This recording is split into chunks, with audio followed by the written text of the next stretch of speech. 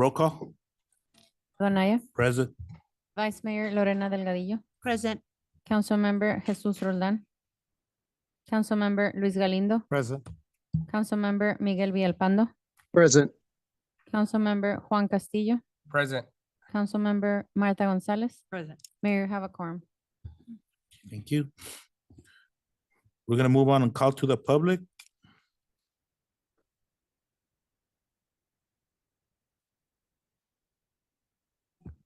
Chief Javier Hernandez.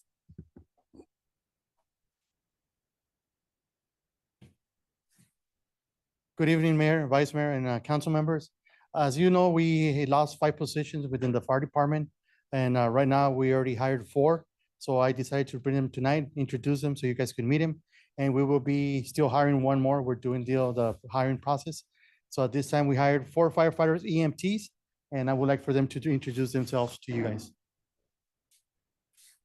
Good evening, my name is Brianna Gastelum, and I'm happy to be here. Good evening, I'm Ryan. Nope. Good evening, I'm Ryan Walton, firefighter EMT. Thank you. Good evening, my name is Jorge Valle, and it's a pleasure to be here today.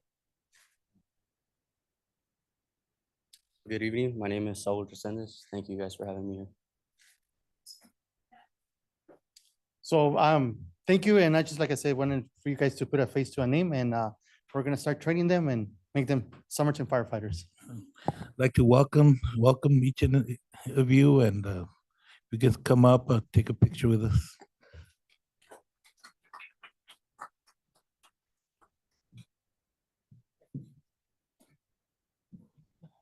Can I have one step to the left?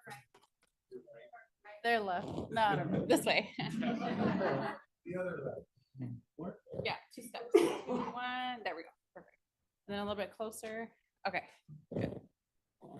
Ready, 1, 2, and 3. 1, 2, 3. Give me 1 second. I just learned something. Hold on. Okay, ready, 1, 2, and 3. Thank you. Welcome.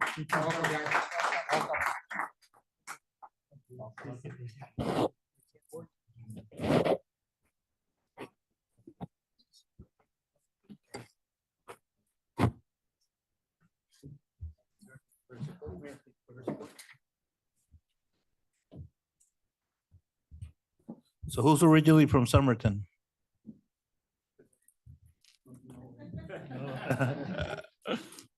So what's the initiation? They have to sing a song, don't they? They have to cook pancakes for council. Anybody else from the public? There's none. We're gonna move on to consent agenda. There's 2 items. Item 5.1, approval of resolution number 2025-007. The second is approval of professional services for contract with Lozano Law Firm for prosecution services. Does any member of council want to remove an item from consent agenda? Is there a motion? So move, Mayor. So motion by Vice Mayor Delgadillo, Second, Mayor. second by Councilman Galindo. Those in favor? Aye. Any opposed? Motion carries. We're gonna move on to old business. Discussion and possible action to approve the permanent implementation of 980 schedule for City Hall and other facilities. Good evening, Mayor, Vice Mayor, council members, Carmen Juarez, Deputy City Manager. This is our final update on this, Mayor, and I will try to be as brief as possible. Staff originally presented this request to council on July 16 of 2024. This request is for the purpose of providing an alternative working hours option for employees without compromising the level of service already established.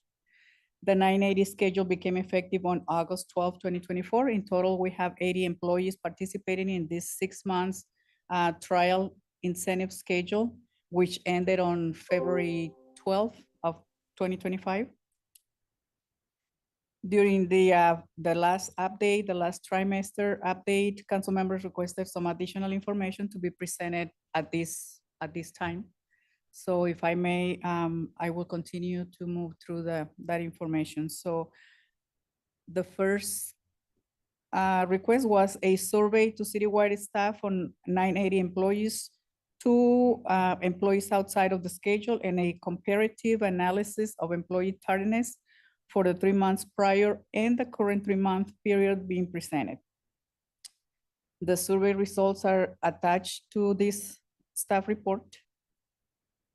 Number 2, there's a resending, the comment was resending the link to public survey on social media. The link was reposted on social media every Friday until the end of the 6-month trial period, which, Yeah, you have a time February. limit. Oh, just kidding. I'm trying to figure out what happened. We're done. Audio effects. Okay. Say by the bell. Go ahead. So if I may continue. Yes. The third request was to quantify the number of hard copies surveys handed out at City Hall front counters, which was a total of 430 surveys that were handed out from December 2024 through the end of the trimester in February 2025. So all this information is attached as backup documentation. If council wishes, we can go through that information as well. So tonight we are presenting this information. Everything is included as attached. Everything except the information on number 1 request, which is the to address the concern of employee punctuality and the request for a comparative analysis of employee tardiness. We staff have reviewed the several options to provide accurate data. It is important to note that some of departments operate on different starting times based on operational needs and to present service disruptions.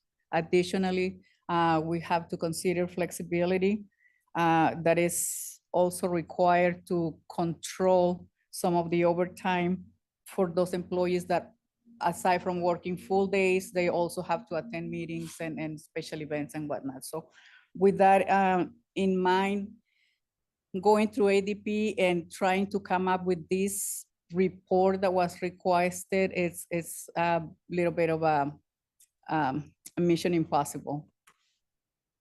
So in order to do that, we have to really go through ADP on a 1-by-1 basis, every single one of the employees, and do it manually, because there's no such a thing as creating an automated report because of those reasons. So, but since the performance of the employees is managed through the city personnel system under the city manager, administration has full access to the ADP system to monitor citywide employees' attendance, and is also working in conjunction with all the directors' team to ensure that times and notes are duly noted in ADP system to immediately address any discrepancies. Performance evaluations and disciplinary actions are also used to ensure that all of our employees are following their established schedule. And this is regardless of the 980 or 58 or any schedule that they have established. So with that being said, we have a suggested action, which is a motion to approve the permanent implementation of the 980 schedule for the City Hall employees and the other employees that are already under. If you have any questions, or if you would like to continue going through the information that is attached. Any questions or comments from council? Mayor, I have a question. Councilmember Villalpando? Yes, Carmen, I understand that the schedules fluctuate as far as start times, but let's say you have an employee that's coming in at a, let's say, a weird time. It's 9:17. Let's just take 9:17.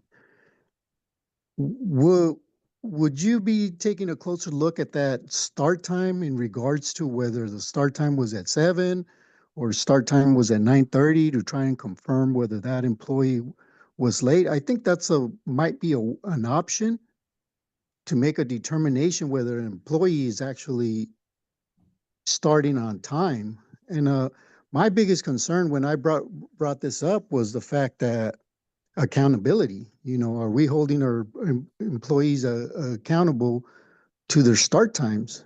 I'm fully aware that there's a variety of start times for different employees. But I think when you start looking at the punch-in time, that's where we should be questioning if the start times are way off between, let's say, on the hour or every half hour, because typically your start times might be at on the hour or 30 minutes after. So I think that could be a way to monitor. And the reason I brought that up was because we need to be sure that the employees are being on time, but also their supervisors are monitoring that type of activity in order to have that quality and say, hey, yeah, you know what, we went to 410s because it's in a way to promote longevity with the city. But if they're not even showing up on time, then it's a difficult ask, at least on my behalf. But if you feel comfortable with it and it's been working out, then so be it. I just hope that you guys do monitor tardiness. Councilmember Villalpando, to ease your concern, I will tell you that yes, we do monitor very, very closely. It's one of my duties, my job duties. I have full access to ADP, and I do reach out to the directors on a very often basis, asking questions just to make sure that, as you mentioned, anything that is out of the ordinary that catches my eye, and my eyes are really, really sensitive to those situations, because when we presented the first time to council, that was one of our priorities, to ensure that the customer service will continue to the level that it is, or to increase the level, and also to hold accountability on those employees, supervisors, and ultimately directors that are in charge of those employees that are not taking this job with the city of Somerton seriously. To us, this is one of our main goals, that everybody will abide. We also understand that there are some a myriad of different issues that may cause the employees to come in late or call in. We all have these issues. We are very familiar with those, but we also want to ensure that when they're coming in and they're here, they're working and they're abiding by the schedule that is already established. So like I said, to ease your concern, this is something that we are working very, very closely with the department head team, and they have been reminded not one or twice, many, many times on this. And the fact that this system is going to be, if council wishes to be implemented permanently, doesn't mean this is the end of the watch. This only means that this is the beginning of continuing to providing this and holding everybody accountable. Because at the end of the day, we're all accountable for what we do or we don't do. Thank you, Carmen. I appreciate that. Anybody else from council? Any questions, comments? Mayor, Councilman? Carmen, have we seen, let's say, with this schedule compared to how we had it, the 580, like a difference in payments or anything like that? Or are we getting the same amount of let's say, process payments in person and everything? Councilmember Castillo, one of the items, if we go through the survey results, some of the items that our residents are asking is for the city to provide more online services. We have our base walk-ins, which are typically our elderly population, that they like to be here at 7:30 in the morning. They're waiting for us to open the door, because that's That's the way they're used to. But we also have a section of the population that they're not used to coming in. They're used to going to their computers, automatic, and do their payments. To your question, we haven't seen any major changes. What we are trying to address is the fact that we would like to provide more online services. We're working on that. We have meetings. We're trying to locate or identify those best options that we can provide our residents without having to impact our budgets Okay, much. So. thank you, Carmen. Any other questions or comments? I have a Vice Mayor Delgadillo? Carmen, you said that it was a mission impossible to get a report on clock-ins, but I mean, can't you just print a report to see? Yeah, and yes, it's really easy to just print a report if everybody was on the same page, on the same schedule. That is, if we had all the employees coming in at 7:30, it's easy because we can create the report, right, Terry? The issue right now that we have is like, for example, finance department. In order for us to provide the customer, the coverage, we have to have people coming in before 7:30. So those people don't mean that they're coming in early. It only means that they're gonna be here and open the door by 7:30 and they have already their drawers counted, their money, everything is ready. Those employees are also leaving early, not early for them because they already completed their 8 hours. So we have the second batch that is coming after 7:30 because they're gonna stay late after hours to count the money and close the tills. So we have to stagger schedules, employees, people, so we can have that. So if it was as easy as to push a button and have that report created, if we didn't have these situations, then we have flex time. Employees that, like tonight, they were here tonight and they attended the meeting. Sometimes in order for us to control the overtime, we need to give them flex time.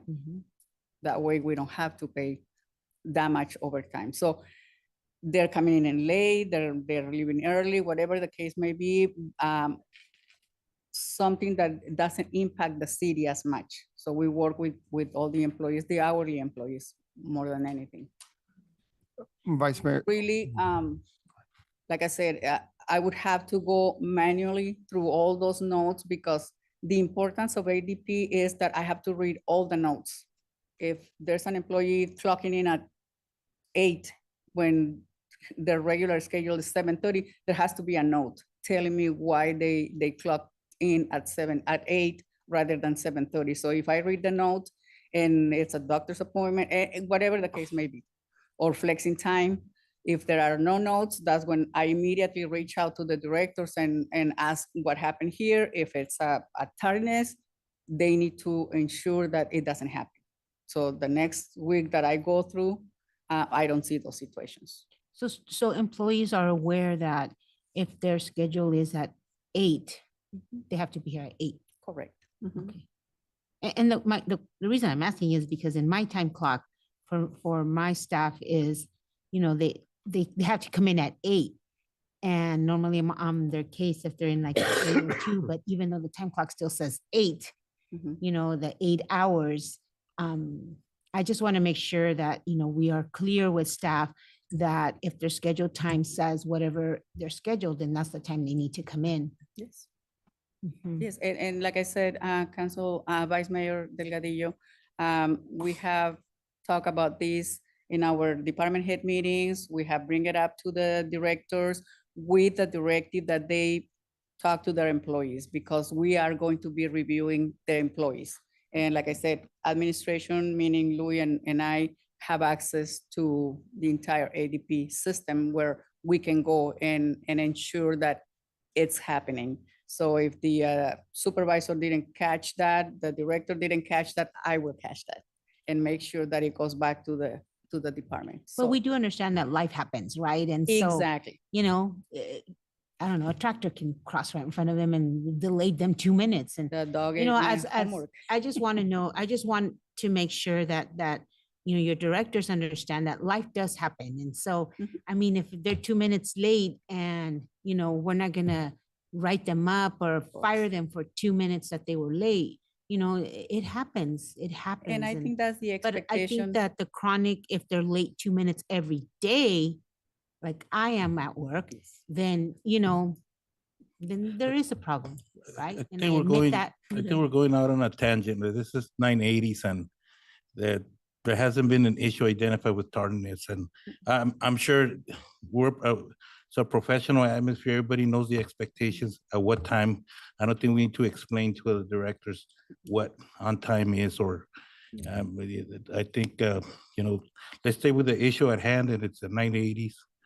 And all the comments have been about tardiness and That's what she yeah, mentioned was yeah. tardiness, so that's why I bring it up. but the expectation is at 8 and I'm sure they know. It's like, Yeah, we all know Yeah. exactly what our working hours are. So. yeah. Okay, any other questions or comments? Is there a motion? So move, Mayor. So motion by Councilman Galindo, Second. second by Councilman Castillo. Those in favor? Aye. Any opposed? Motion carries. Thank you. Summary of current events. Mayor, we don't have anything. We've on their monthly reports and what's been reported, is just the same with the events coming up. So. Okay, thank you. Councilman Villalpando.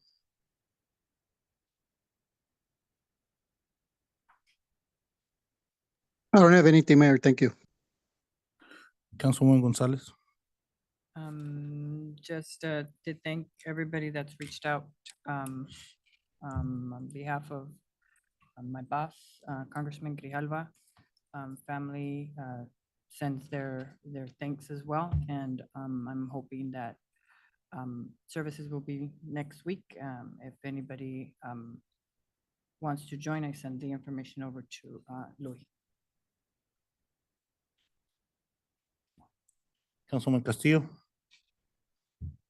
Well, Mayor, just wanted to report out that last week, Mayor and I and our city manager had the opportunity to attend the National League of Cities in DC. It was a great conference. We were able to, I'm gonna try not to say too much to leave something for Mayor. Oh, go ahead. But we had the opportunity to meet with, you know, with the senators, both Senator Kelly and Gallegos. We also had the opportunity to see our Vice President, JD Vance, speak. Did a lot of networking with, you know, with folks from Connecticut, from Tolleson, from El Mirage. So there was some sessions maintaining momentum in economics and workforce development that, you know, that talked about how some municipalities are, you know, have similar problems to how we have them here. You also realize that sometimes as a city, we don't have as many challenges as sometimes we think. So, I mean, I think that's always, it's always good to hear where sometimes we think that, oh, we have you know, it might be the end of the world or some adversity, but when you compare it to what others have, I mean, we're like, oh, we're not that bad, you know, so it's refreshing. I'm also ready for the Greater Day Parade this Saturday. I still don't have my overalls, but I want to see you, Noah. but I'm planning on getting them by the end of the week. And Amazon Prime. and you know, I do want to say, Councilwoman Gonzalez, happy birthday! I believe today's your birthday, right? So that's all I have. Again, I left something for Mayor to say, so I just didn't want to hog everything. Councilman Galindo. This Thursday I belong to the YMPO and we'll be meeting with Arizona State Transportation Board and we'll be touring the YPG and, you know, and on Friday, we're gonna have a meeting at 8 in the morning, breakfast with Arizona State. So hopefully something good comes out of this. Vice Mayor Gordillo. I want to wish Councilwoman Gonzalez a happy birthday, and also my condolences to her, and also Congressman Grijalva's family and the rest of the staff. You know, he did a lot for our community, and he always remembered us. And so I want to express my condolences to all.